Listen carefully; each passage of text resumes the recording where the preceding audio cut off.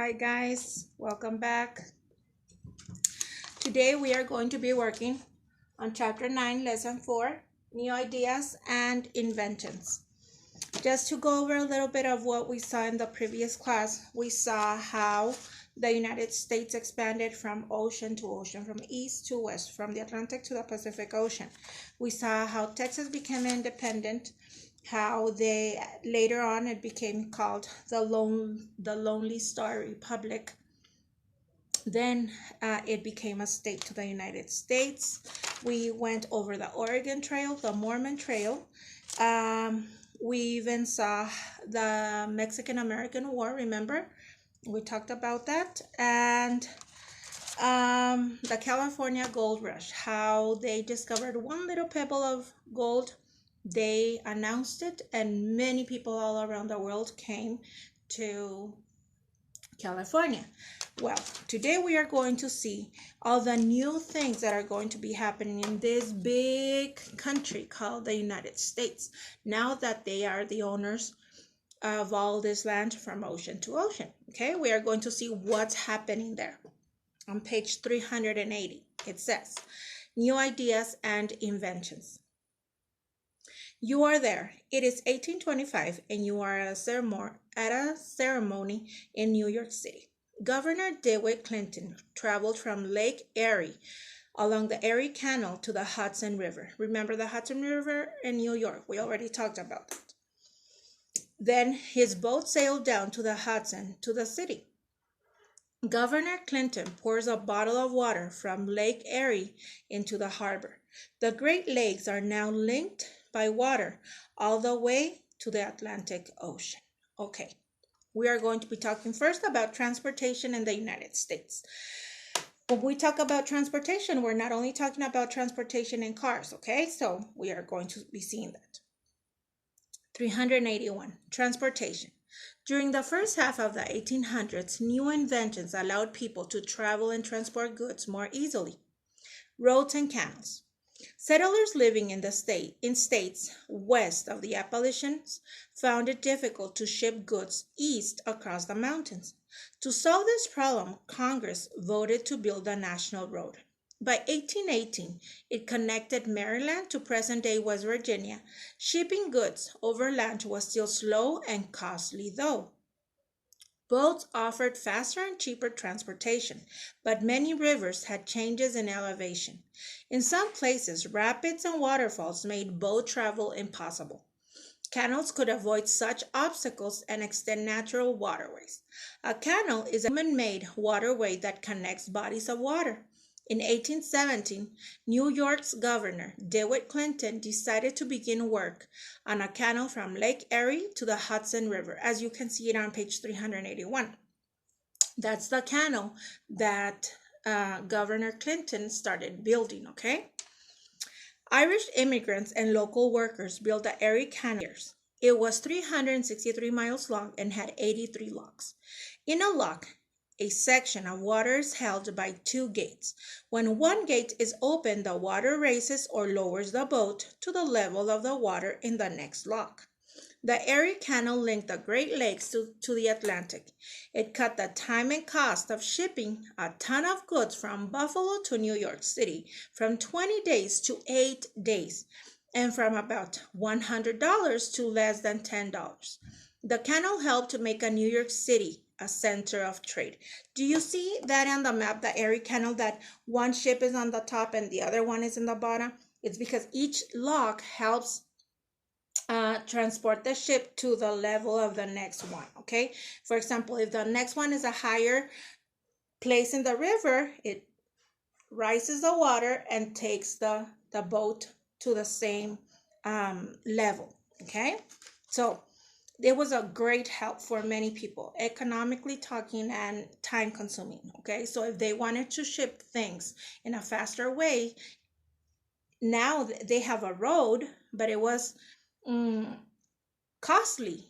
People were charging a lot of money to take goods from one side to the other. So using the canal was an easier and cheaper way of sending things, okay? Page 382, steamboats and railroads. After the success of the Erie Canal, many states began building their own canals. However, by the 1840s, canal travel was being replaced by newer and faster ways of moving goods and people. The steam engine was invented in Britain and had been improved over the years. In 1807, American inventor Robert Fulton used a steam engine to power his boat, the Clermont. Soon, steamboats became the main form of travel on a large river across the nation. They could easily travel upstream against the current. Now, they were using the canals. It was a very cheap way. But now the steamboat comes. Okay, it's a faster way to reach places. Steam engines were also used to build locomotives or railroad engines. In 1830, Peter Cooper built the first American locomotive, a train. Okay, the Tom Thumb Cooper proved that steam locomotives could pull railroad cars over iron rails. The number of railroads grew quickly. Tracks soon linked cities in the eastern United States. Rail travel was faster and cheaper than steamboats. By 1850, more than 9,000 miles of railroad track crossed the country. Railroads made it easier for people to travel and to ship goods. So, from canals to steamboats to locomotives, okay? So look how it's improving. Now, the Industrial Revolution. It says, during the 1800s, new inventions and forms of transportation changed the way people lived and worked. They allowed people to use machines instead of hand tools to make large quantities of goods. Workers could make goods more quickly and at a lower cost. This change in manufacturing came to be called the Industrial Revolution. It's like now, for example, here we have in Agua Prieta, we have Takata. Takata, I believe, makes seat belts. Imagine one single person trying to make a seat belt. How long is it going to take this person to build it? Well, factories do this. It's a line of people. One is putting one thing, the other one is putting another one and another one. So the same seat belt passes through many hands and it's done quickly, and thousands of them are made in one day. Okay, so that was the beginning of Industrial Revolution. Mills in the North. The Industrial Revolution began in Britain. People invented machines that spun thread and wove textiles or cloth. These machines were placed in factories called mills, where many people came to work. Fast-moving water from nearby rivers powered the new machines. British leaders did not want other countries to learn how to build these machines. Neither the machines nor the workers who used them were allowed to leave Britain because they were afraid that other countries were going to improve it and were going to be better than them. Samuel Slater, a British mill worker, memorized every detail about the complicated machines. Then he sneaked aboard a ship for the United States. In 1793, Slater and Moses Brown built the first American textile mill in Pawtucket, Rhode Island. It marked the beginning of a large-scale manufacturing in the United States. Instead of working at home, more people began to go work in factories. Many of these workers were women and children. In 1814, Francis Cabot Lowell built a mill in Waltham, Massachusetts. This mill did all the jobs needed to make raw cotton into finished cloths. His workers lived in nearby houses owned by the mill. So money is coming to the town. So the more factories they had, the more money was coming into the town. More inventions. In 1793, Eli Whitney visited a cotton plantation. He saw how difficult it was to remove seeds from cotton by hand. Whitney invented the cotton gin, a machine that could remove the seeds. The cotton gin changed plantation farming. Cotton could be prepared for market in less time. This let planters grow more cotton. As a result, they needed more enslaved workers to harvest cotton. That was not so good. Whitney also invented a system of interchangeable parts for making guns. Interchangeable parts are parts that are exactly alike. Guns, like most other goods at that time, were made one at a time by skilled workers. The new parts were made by machine. Almost anyone could learn to put these parts together.